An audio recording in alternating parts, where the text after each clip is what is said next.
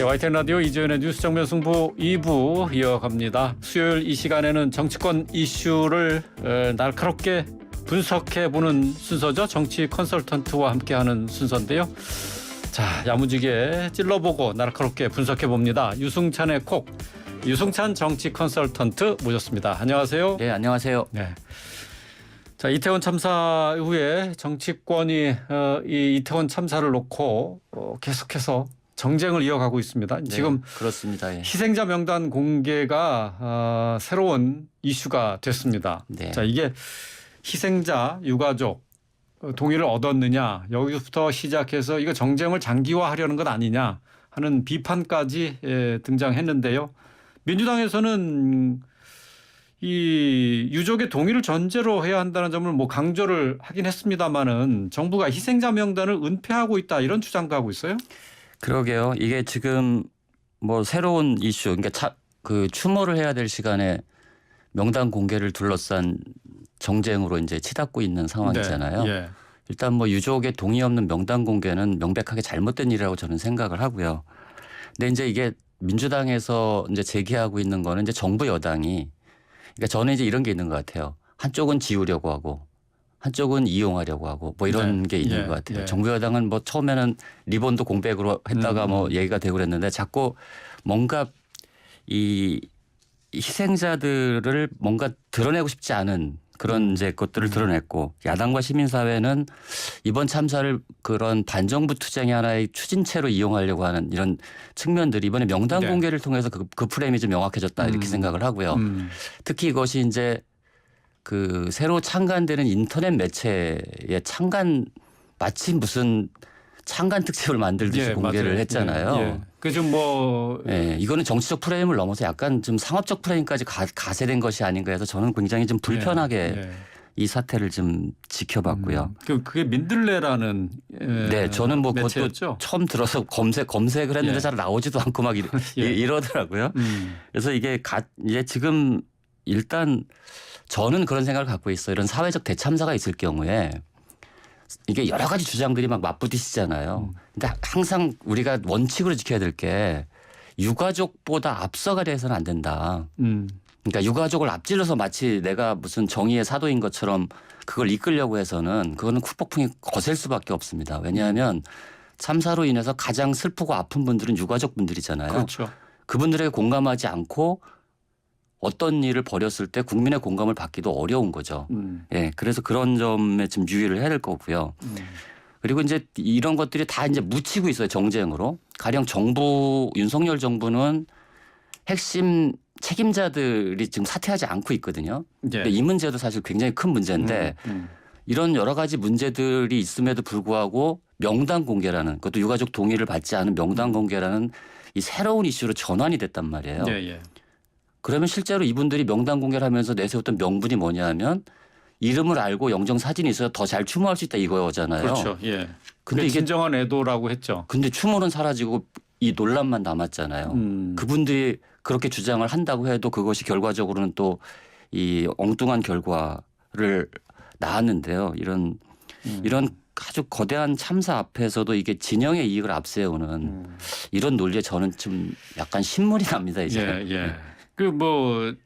참사가 일어난 뒤에, 이태원 참사가 일어난 뒤에 민주당에서는 정청래 최고위원이 이제 제2의 세월호 참사다라고 얘기를 근데 그런 했었고. 규정 자체가 저는 굉장히 부적절하다고 봅니다. 그러니까요. 이건 세월호랑 너무 다르고요. 만약에 이 희생자 한 분 한 분이 당연히 그분의 인생이 있고 그분 한 분 한 분이 다 우주인데 그거를 세월호랑 단순 비교하는 건 너무너무 잘못된 일이죠. 왜냐하면 너무 다른 방식으로 일어난 참사잖아요. 그건 다르게 봐야 되고 세월호 참사와, 그래서 세월호 참사의 어떤 정치적 파장을 이태원 참사에도 적용시키려고 하니까 이런 무리수가 나온다고 저는 생각을 하고, 그거는 굉장히 저는 제가 볼 때는 굉장히 좀 잘못된 방식이고 지금이라도 그분들이 그런 유가족에게 사과를 하고 명단을 내리는 것이 맞다, 저는 이렇게 봅니다. 민주당에서는 어쨌든 지금 이태원 참사를 두고 일각에서 나온 얘기이긴 합니다만은 최소 2년은 갈 이슈다 이렇게 얘기를 했다 하는 것도 보도되지 않았습니까? 네, 이런 것들이 굉장히 정치적으로 부적절하죠.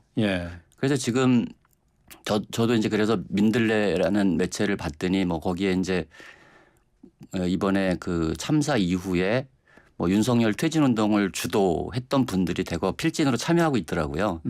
그래서 저는 이제 그런 것들, 그러니까 민주당도 사실은 이런 문제에 대해서 그 애매한 태도를 취할 것이 아니라 예. 좀 엄격하게 분리해야 된다. 민주당도 그 정당성을 가지려면. 그래서 그런 문제들에 대해서 그 민주당도 보다 분명한 태도를 보여줄 필요가 있다. 저는 이렇게 봅니다. 네. 이태원 참사에 대해서 민주당이 이걸 정치적으로 이용하려는 그런 모습을 보여서는 안 된다. 이제 네. 신중하게 접근해야 된다. 그런 그럼요. 말씀이 되겠네요. 예, 예. 예, 더불어민주당의 이재명 대표의 최측근이라고 할 수 있죠. 정진상 실장. 특가법상 뇌물 등의 혐의로 구속영장이 청구가 됐습니다. 영장 심사는 내일 모레 금요일 날 오후에 시작이 되는데요. 뭐 한두 번 더 검찰 소환 조사가 있지 않겠느냐 했는데 바로 영장이 청구가 됐어요. 제가 볼 때는 그 원래 이제 압수수색 당시에 체포영장을 청구했는데 기각이 됐었잖아요. 그렇죠. 예. 그래서 이번 소환 조사는 제가 볼 때는 그 구속영장 청구를 위한 절차가 아니었을까 이런 생각이 듭니다.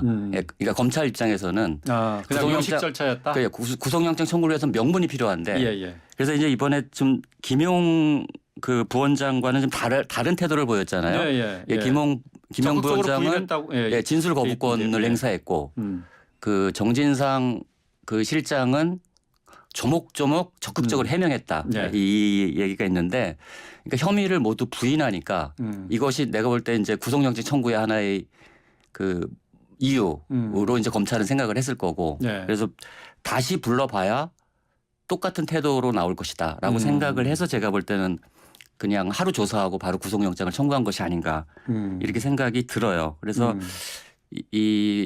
아마 이게 이제 검찰의 무리수일지 아니면 금요일 날 구속영장이 그 기각되거나 예. 인용되거나 둘 중에 하나잖아요. 그렇죠. 여기에 따라서 검찰 수사도 그 굉장히 탄력을 받을지 아니면 타격을 받을지 이것이 결정될 것 같습니다. 뭐 구속 여부가 이게 뭐 유죄 여부를 판가름하는 것은 아니지만은 예. 굉장히 중요하죠, 근데. 예. 뭐 수사에 있어서 중요한 뭐 분기점이 될 수 있을 만한 그런 상황이 된 것은 맞는 거죠. 그리고 이게 뭐 적시한 혐의가 간단치가 않습니다. 일단 뭐 1억 4천만 원 뇌물수수 혐의가 있고요. 그렇죠. 그다음에 뭐 이 부패방지법 위반 혐의도 있고 뭐 증거 인멸 교사 혐의도 있고 그래서 이게 다 이게 이게 다 이제 인정된다는 굉장히 그렇죠. 중요한 범죄인데요. 그래서 아마 말씀하신 것처럼 이제 위례 신도시 뭐 대장동 개발뿐만 아니라 위례 신도시와 관련돼 있었던 개발 정보도 넘겨졌었다는 거고. 그러니까 그것도 굉장히 중요한 문제죠. 그렇죠. 그래서 검찰이 과연 어느 정도 증거를 확보하고 있느냐, 물적 증거를. 단지 가령 뭐 유동규나 남욱의 진술만 갖고 이거를 특정한 건지 실제적으로 물적 증거를 확보한 건지 이게 아마 금요일 날 윤곽은 나오지 않을까 싶습니다. 이 실질 심사 과정에서. 네. 민주당에서는 뭐 유동규 씨나 남욱 씨의 그 증언 외에는 물증이 없지 않느냐 그렇죠. 이렇게 주장하고 있는 거죠. 예. 그런데 검찰에서는 이게 다 물증이 다 뒷받침이 된다 이렇게 또 그러니까 이제 자신감을 표하고 있어요. 검찰은 이제 물증을 내놓으면 상대방이 대비를 하니까. 그렇죠. 그러니까 뭐 근데 사실 모르겠어요. 실제로 물증을 갖고서 그러는 건지 그 아니면 그냥 그 협박용 그러니까 이 뭐 취조용이죠. 그러니까 취조용으로 그렇게 흘리고 있는 건지 잘 모르겠는데 증언을 끌어내기 위한 그 압박용으로 그렇게 얘기를 할 수도 있다. 그래서 지금 민주당도 굉장히 좀 복잡한 것 같아요. 속내가. 그러니까 겉으로는 지금 단계에서야 이것이 뭐 우리 김용 부원장의 구속영장과 이번에 이 지난번 압수수색 때 그 정진상 실장 압수수색 때 이재명 당대표를 굉장히 많이 언급했잖아요. 그래서 정치적 공동체다 이런 표현까지 써가면서. 그래서 저는 사실은 뭐 우리 조홍천 의원은 왜 과거의 일 갖고 당이 나서느냐 이러지만 사실상 검찰이 당대표를 정조준하고 있기 때문에 당이 움직이는 거는 지금으로서는 난 너무 당연하다고 봅니다. 그런데 내부에서는 되게 곤혹스럽게 죠. 겉으로는 일사불란하게 대응하지만 이 사법 리스크에 대한 이 판단들은 또 의원들마다 다 다르지 않겠습니까? 느끼는 강도나 뭐 이건 다 다를 거기 때문에 지금 민주당은 폭풍 전야다 저는 이렇게 봅니다. 네. 지금 정진상 실장에게 이제 수뢰 혐의 1억 4천만 원 외에 이제 중요한 부분이 대장동 개발로 해서 얻은 이익 428억 원을 정진상 실장을 비롯한 성남시장 측에 그 갖다 주기로 한 약속 예. 이 부분 아니겠습니까? 그러면 그렇죠. 결국 예. 이제 이재명 대표와 연관성을 밝히기 위해서 검찰이 여기에 집중하지 않을까 싶은데. 그렇죠. 이게 이제 지금 이제 그 김용 부원장 같은 경우도 그 정치자금법 관련한 내용이 있지 않았습니까? 네. 가령 실제로 이 돈을 받아 선거에 사용했느냐. 근데 이게 사실 이런 것들이 다 거의 이제 현금으로 왔다 갔다 할 거 아닙니까? 그 상식적으로. 그렇죠. 그래서 이걸 예. 밝히는 게 쉬운 일은 아니거든요. 또 시간이 좀 지났고 뭐 이런 상황에서 사실 뭐 검찰이 물증을 하나라도 내놓으면 예. 탄력을 받겠지만 만약에 그렇지 못하면 이것이 그 민주당 주장대로 검찰의 그 야당 탄압이다 이런 프레임이 오히려 더 먹힐 가능성도 있어요. 그래서 이건 굉장히 좀 민감한 문제라고 봅니다. 네. 그런데 이제 이런 과정에서 이제 정진상 실장 같은 경우 이제 비공개 소환 조사를 어제 14시간 동안 받긴 했는데 이 소환 조사하기 전에 민주당의 의원들이 적극적으로 나서서 이 정진상 실장을 옹호하는 듯한 모습을 보이는 거에 대해서 당 내에서도 비판의 좀 목소리가 있지 그렇죠. 않습니까? 예, 그거는 이제 어쨌든 뭐 전체적으로는 검찰에 대항해서 민주당이 한 목소리를 내는 건 당연해 보이지만 네. 정진상 실장이나 김용 부원장에 대해서 개별적으로 사전에 옹호하거나 이런 것들은 좀 부적절하죠. 네, 검찰 수사를 좀 지켜보는 이제 그런 태도가 좀 필요한데 제가 볼 때는 아무래도 뭐 이 뭔가 이제 총선 공천을 앞두고 서로 좀 이게 눈에 띄려고 하는 노력들이 좀 경쟁적으로 좀 벌어지고 있는 것이 아닌가. 네. 공천을 염두에 둔 예, 건가요? 말도 좀 과격해지고 예. 뭐 점점 이제 그런 양상들이 좀 보이지 않습니까? 예. 민주당에서는 뭐 이재명 대표도 그렇습니다만은 검찰의 조사에 대해서 허무맹랑한 조작 조사하고 또 정치 탄압이다 이렇게 얘기하고 있는데 이런 식의 반응은 어떻게 보세요? 아 근데 뭐 민주당의 고민이 좀 많다고 봅니다. 그냥. 근데 이게 사실은 제가 볼 때는 뒤에 잠깐 또 말씀을 드리겠지만 정치는 사라지고 사실은 검찰과 민주당이 지금 맞대결하고 있는 양상이잖아요. 네. 그러니까 민주당 입장에서는 이게 굉장히 불편할 겁니다. 그러니까 그리고 약간 뭐 최근 들어가지고는 그 피의 사실 공표 우려도 지금 사실 제기되고 있는 상황이거든요. 네. 그래서 검찰도 사실은 더 이걸 애매모호하게 하지 말고 그 검찰이 주장하는 대로 물증이 있으면 물증을 내놓고 거기서 방어를 하는 게 맞다. 지금 이렇게 자꾸 정치적 의혹을 받을 필요는 없는 것이 아닌가 이런 생각이 좀 들고요. 네. 그래서 지금 민주당은 지금 사실 선택지가 별로 없습니다. 검찰 수사에 대응할. 왜냐하면 검찰 수사 정보를 모르고 네. 이게 어디까지 지금 밝혀졌는지도 네. 모르기 때문에 검찰이 어느 정도 물증이나 증거를 확보하고 있는지 여기에 대해서 모르기 때문에 대응도 그만큼 힘들다. 힘들어요. 그래서 네. 아마 여러 가지 루트를 통해서 아마 그 정보들을 수집하고 있을 겁니다. 당에서도 다양한 경로를 통해서. 네. 근데 이제 어쨌든 이 정진상 실장에 대한 구속 여부에 따라서 그 민주당 내에서도 이재명 사법 리스크에 대한 전략적 판단 시점이 올 거라고 봅니다. 저는. 그것이 하나의 뭔가 분기점이 생기지 않을까. 가령 지금은 어쨌든 팽팽한 구심력이 형성되고 있거든요. 네. 예. 그럴 수밖에 없죠. 지금은. 근데 이게 바늘구멍 하나라도 잘못 나면 이게 폭발할 가능성이 있는 그런 긴장 상태라고 보고 네.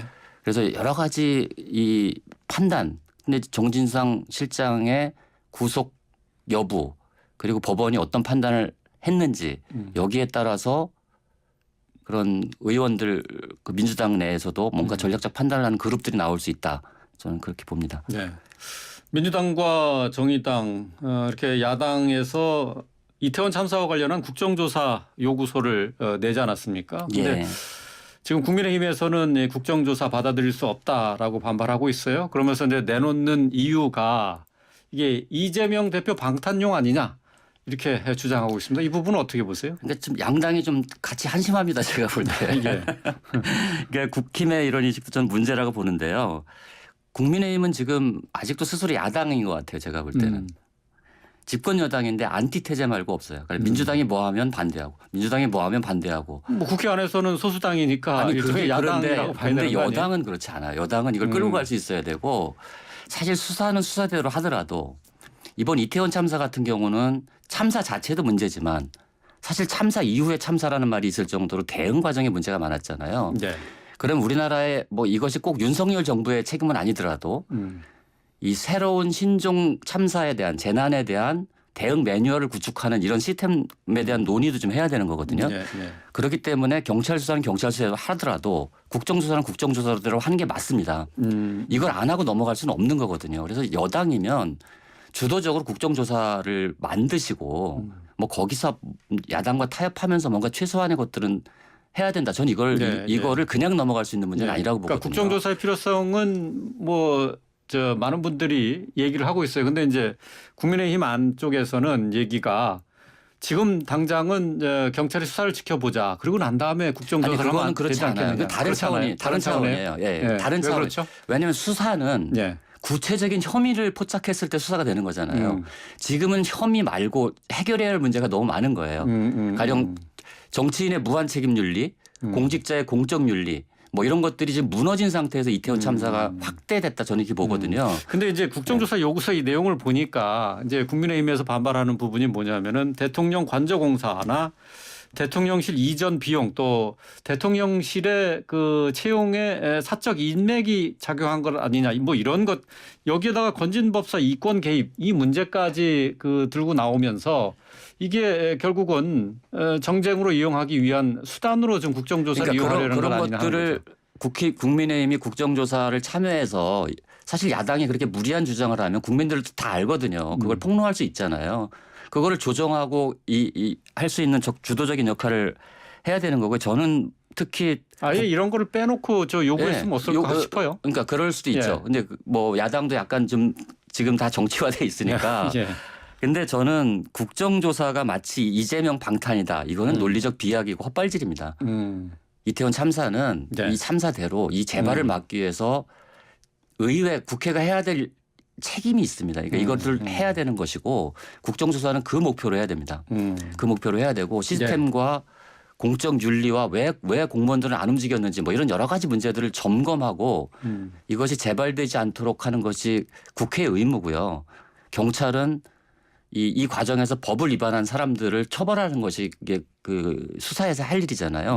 이건 투트랙으로 충분히 가능하고 뭐 수사 먼저 국조 다음 이런 건 아니고요. 그건 아니다. 네, 국조 의제들을 잘 조율해서 정말로 정치적 이익을 얻으려 하지 말고 좀 이 참사에 집중해서 좀 이 국정조사를 했으면 좋겠다 이런 생각이 듭니다.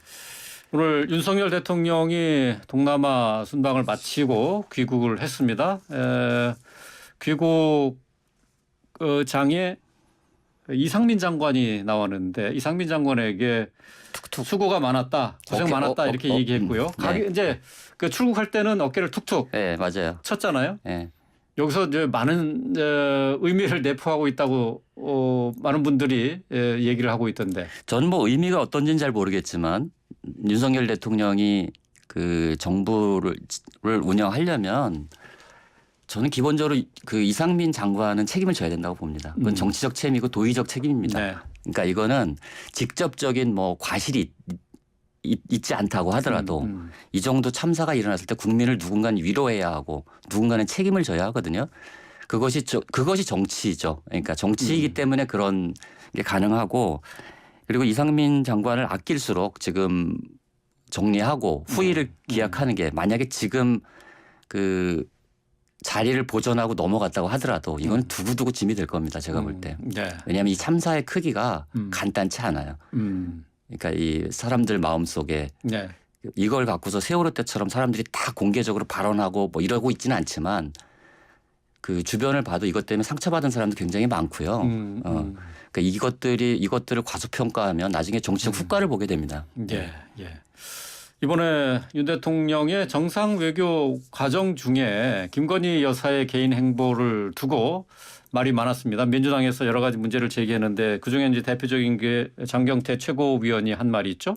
빈곤 포르노 홍보 화보를 찍는 것 아니냐라는 비판이 있었는데 이 여기에 홍보 포르노 빈곤 포르노 이 빈곤 포르노라는 표현 때문에 여기에 대해서 저 말들이 많습니다.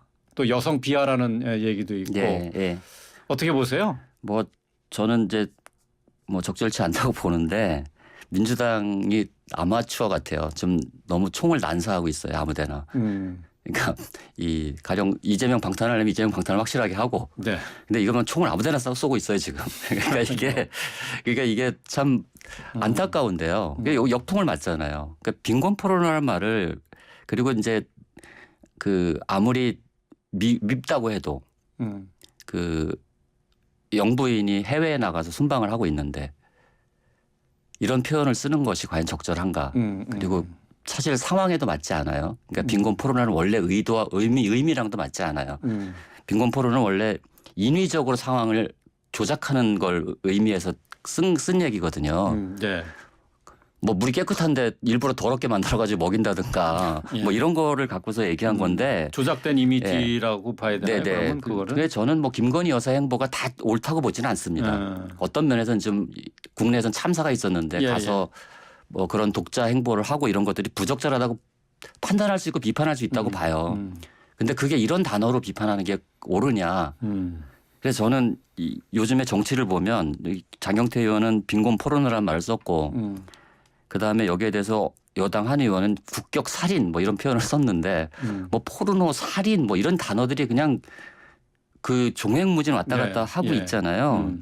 지금 이런 정치 문화 이런 표현을 써야 언론의 주목을 받고 그다음에 공천도 잘 받을 것 같고 이런 칭찬도 받고 이런 정치 문화가 지금 정치 전체를 무너뜨리고 있다.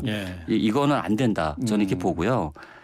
이게 어떤 걸 비판할 때도 한 타임 한 걸음 떨어져서 생각하고 막 말하는 그런 문화가 좀 있어야 되는데 가령 이제 폴 브루제라는 그 유명한 심리학자가 있거든요. 이분이 뭐라고 했냐면 생각대로 살지 않으면 사는 대로 생각하게 된다 이런 말을 했어요. 되게 유명한 말인데. 어디서 들어본 것 같습니다. 정치인들이 지금 일단 말하고 나서 생각하는데 일단 말하고 나서 생각하지 말고 좀 생각을 하고 말을 했으면 좋겠다. 생각하고 말해라. 이런 부탁을 좀 드립니다. 증오의 언어가 이제 난무하고 있습니다. 정치판에. 그런데 지금 김영식 국민의힘 의원의 그 발언도 좀 문제가 되고 있어요. 그래도 대한민국의 국모 아니냐. 김건희 여사를 가리키는 말입니다. 이거야말로 정말 봉건 시대의 어떤 언어인데 이것도 다 내가 볼 때 그런 공천을 의식한 과도한 충성 경쟁 뭐 이런 거라고 봐야 되죠.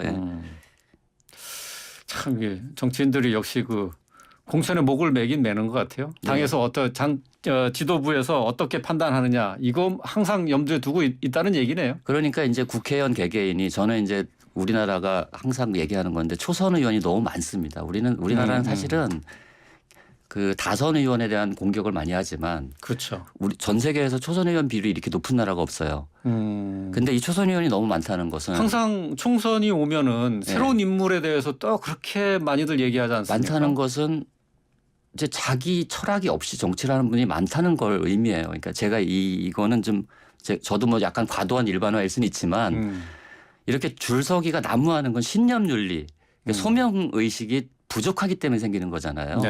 자기가 내가 국회의원이라는 헌법기관이고 헌법기관으로서 해야 할 일이 있는데 소명이 있는데 이게 아니라 계속 다음 공천을 위해서 줄서기를 하는 사람들이 많아지면 그 정치 문화가 올바로 형성되기가 어렵지 않습니까? 그러니까 이런 과도한 충성 경쟁, 막말 경쟁 이런 것들이 좀 난무하고 있는데 사실 이 피해는 고스란히 국민들이 보고 있는 거죠. 그렇군요. 예. 또 그 뭐 잠깐 얘기를 좀 짧게 좀 하자면은 웃기고 있네라는 메모 때문에 김은혜 홍보수석이 국감장에서 퇴장당하지 않았습니까? 이 이후로 국힘 안에 윤심을 중심으로 한 강경파들이 주도권을 잡았다라는 평가가 있는데 뭐 장제원 의원이 뭐 한마디 하셨죠 오랜만에. 그 뭐 걱정이 된다 뭐 이런 좀 완곡한 표현이었는데. 근데 뭐 저는 지금 국민의힘 당내부도 이 와중에도 되게 복잡한 것 같아요. 왜냐하면 정진석 비대위원장이 뭐 그 당협위원장 임명, 감사 뭐 이런 것들로 이제 당대표 선거를 계속 미루려고 하고 있잖아요. 그래서 친윤계가 반발하고 있거든요. 이런 내용들이 지금 이제 나오고 있는데 저는 뭐 이 강경파들이 이 다시 당을 장악하고 이건 저는 지금 국민의힘 상황에서도 이것도 불가피한 것 같아요. 불가피하다? 예, 아니 그러니까 그 문화, 그 수준에 따르면 대통령의 마음에 들기 위한 경쟁을 하는 것, 뭐 이런 것들로 지금 가고 있지 않나, 뭐 이런 생각이 듭니다. 알겠습니다. 오늘 말씀 여기까지 듣겠습니다. 유승찬 정치 컨설턴트와 함께했습니다. 고맙습니다. 네, 감사합니다.